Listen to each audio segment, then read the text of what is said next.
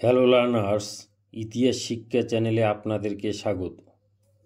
আজকে আধুনিক ইউরোপের ইতিহাস থেকে 22টি গুরুত্বপূর্ণ টপিক ডেমনস্ট্রেশনের জন্য আমি নিয়ে এসেছি। আপনারা চাইলে এই 22টি টপিক থেকে যে কোনো একটি টপিক সিলেক্ট করতে পারেন, অথবা নিজস্ব চিন্তাধারা অনুযায়ী কোনো টপিক সিলেক্ট করে ডেমনস্ট্রেশনের প্রস্তুতি নিতে থাকেন।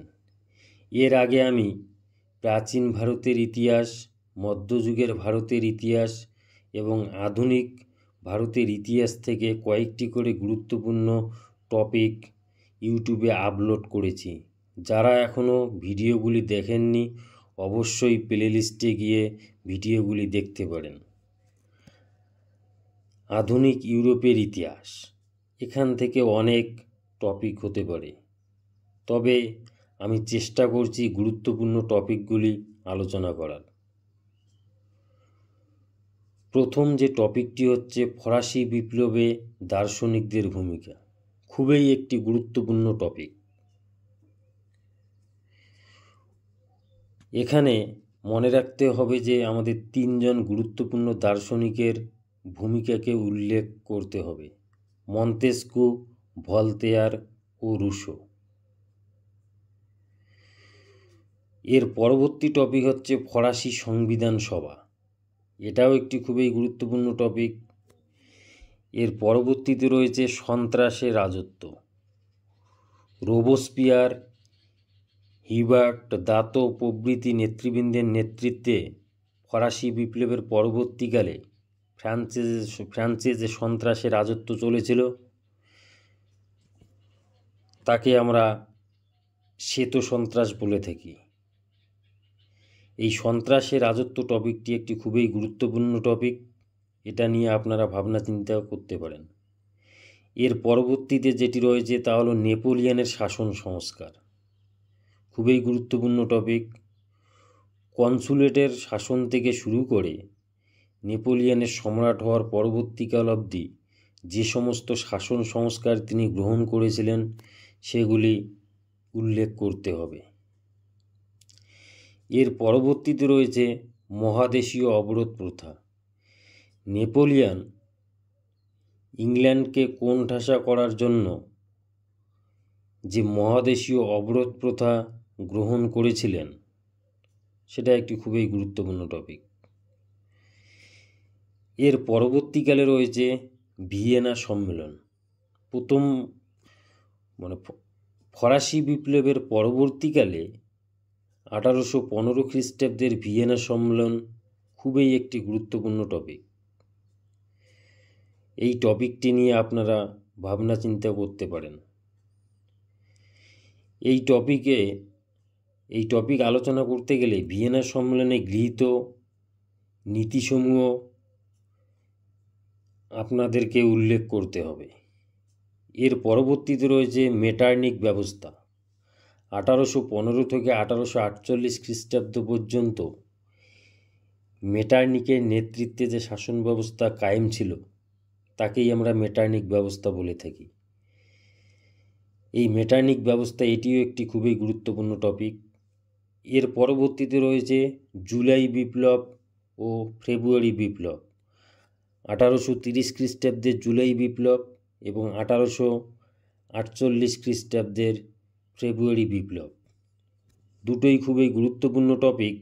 এখানে বলে রাখি যে আপনারা জুলাই বিপ্লবের বা ফেব্রুয়ারি বিপ্লবের যে কোনো একটি পার্ট ধরেও টপিক বানাতে পারেন, যেমন জুলাই বিপ্লবের কারণ বা জুলাই বিপ্লবের ফলাফল, ফেব্রুয়ারি বিপ্লবের কারণ বা ফেব্রুয়ারি বিপ্লবের ফলাফল, এইভাবেও করতে পারেন। এর পরবর্তীতে যে টপিকটি রয়েছে ইতালির ঐক্য আন্দোলনে মাৎসিনির ভূমিকা।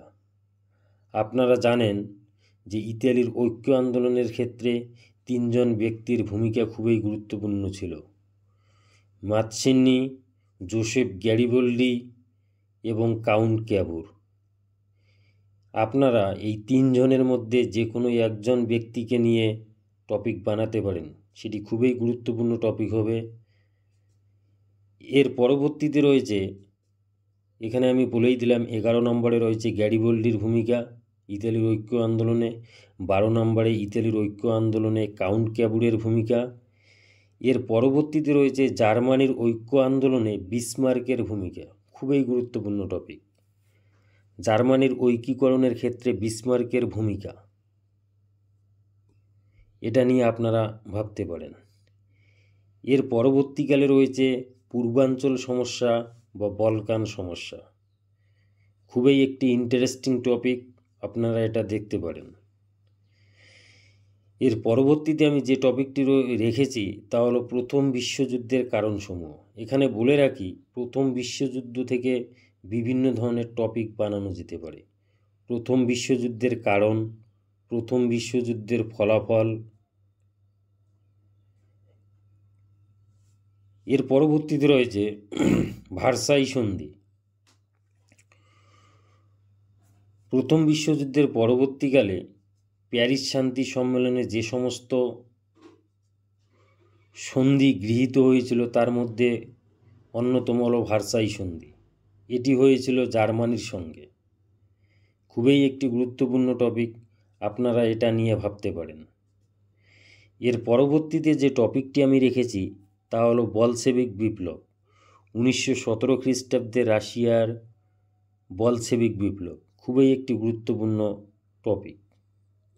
এর পরবর্তীতে রয়েছে মুসোলিনি ও ফ্যাসিবাদ, ইতালিতে ইতালিতে মুসোলিনি ও ফ্যাসিবাদ, জার্মানিতে হিটলার ও নাৎসিবাদ, দুটোই খুবই গুরুত্বপূর্ণ টপিক, আপনারা দুটোর মধ্যে যে কোনো একটিকে নিয়ে ভাবতে পারেন।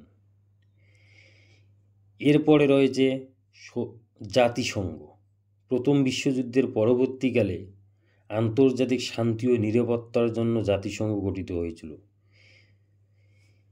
এর পরবর্তী যে টপিকটি রয়েছে তা হলো সম্মিলিত জাতিপুঞ্জ। দ্বিতীয় বিশ্বযুদ্ধের পরবর্তীকালে আন্তর্জাতিক শান্তি ও নিরাপত্তা বিধানের ক্ষেত্রে সম্মিলিত জাতিপুঞ্জ প্রতিষ্ঠিত হয়েছিল।